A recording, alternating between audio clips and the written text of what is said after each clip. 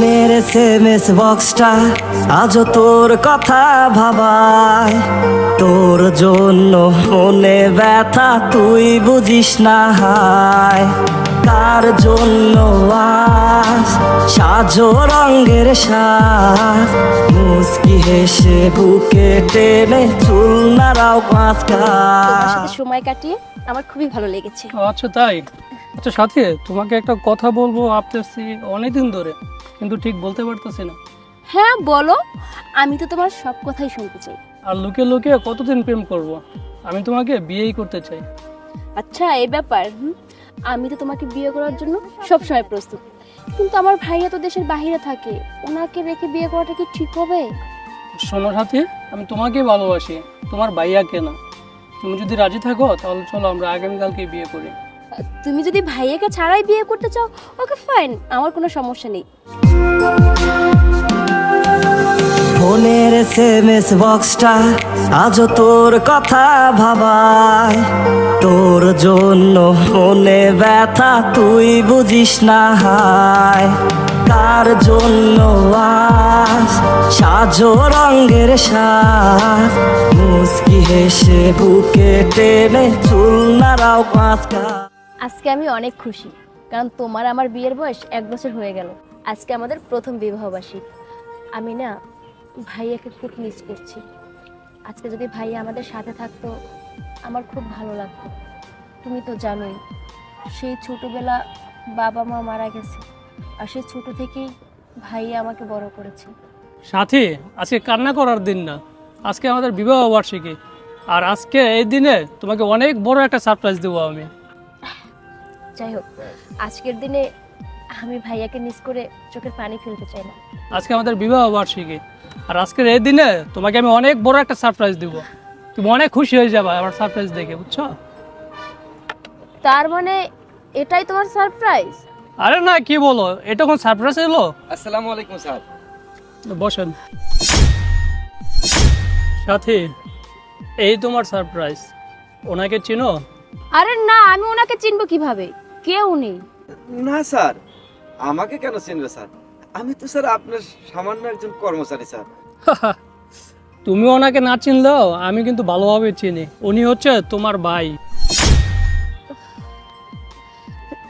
ইয়া মানে সত্যি বলতে আমি সত্যি কথাটা আমি বলছি, সত্যি কথাটা আমি আগে থেকেই জানি। তাহলে শোনো আমার থেকে। হেঁটে হেঁটে যাচ্ছি হেড অফিসে, তোরা কি অফিসারে লিস্টকে বেল দেয় নাই? এই 500 টাকা দিয়েছে স্যার। তুই তো জানিস আমার সংসারে নুন আনতে পান্তা ফুরায়। এই 500 টাকা আমার বোনকে দিয়ে দেবো। আর এই তো অফিস সামনেই রে, আর একটু দৌড়লেই পেয়ে যাবো। তা বন্ধু তুই ভালো থাক। রফিক, যে আমাদের রুল আছে না, আমার অফিসে যে সহকারী কাজ করে, ও অনেক কষ্ট করে আর ফ্যামিলি চালাচ্ছে, ঠিক আছে? আর বাবা মা অসুস্থ, তো আমার নাম করে 3000 টাকা বেশি দিয়ে দিবেন, ঠিক আছে? ঠিক আছে স্যার। স্যার, আপনার মতো মহান মানুষ পেয়ে আমার জীবনটাও ধন্য, আজকে আমার বোনের জীবনটাও ধন্য। আপনি যে আমাদের এত উপকার করবেন এটা আমি কোনোদিন কল্পনা করিনি স্যার। স্যার, রহিম চাচা বলেছে আমার বেতনের পাশাপাশি 3000 টাকা কিসের পেতাম। আপনি অনেক মহান মানুষ স্যার, আপনার মতো ভালো মানুষ আর এই পৃথিবীতে হয় না স্যার। আমার সংসারের অভাব অনাটন শুনে, আমার এই ছোট বোনের লেখাপড়ার কথা শুনে আপনি স্যালারি থেকে 3000 টাকা আমাকে বেশি দিয়েছেন। আপনাকে সেলুট স্যার। আসি স্যার। না ভাই, আপনি কোথায় যাচ্ছেন? আজ থেকে আমি আপনার স্যার না, আমি আজ থেকে আপনার ছোট ভাই, আর আপনি আমার বড় ভাই। বসেন। জন, জন তুমি আমাকে ক্ষমা করে দাও। আমি তোমার সাথে সবকিছু লুকাইছি, আমি তোমার সাথে মিথ্যা বলছি।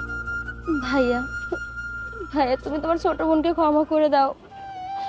তুমি আমার জন্য কত কষ্ট করেছো, দিনের পর দিন রাতের পর রাত খেয়ে না খেয়ে আমাকে লেখাপড়া শিখাইছো, আমাকে এত আদর যত্ন দিয়ে বড় করেছো, আর আমি তোমাকে অস্বীকার করেছি আমার ভুলের।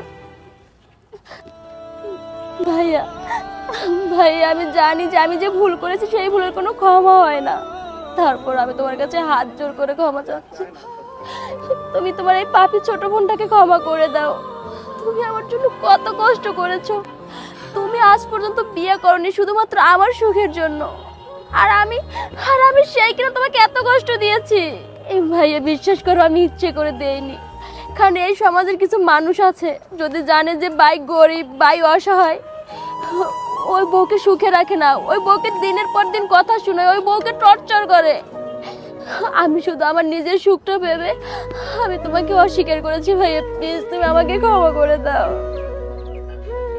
বোন রে, তুই আর কান্না করিস না, তোর কান্না দেখলে আমার সহ্য হয় না বোন। তোকে তো আমি অনেক আগেই ক্ষমা করে দিয়েছি, তুই যে আমার কলিজা, তুই আর কান্না করিস না বোন। ভাইয়া আজ থেকে আপনি আলাদা বাসায় না, আমার বাসায় থাকবেন।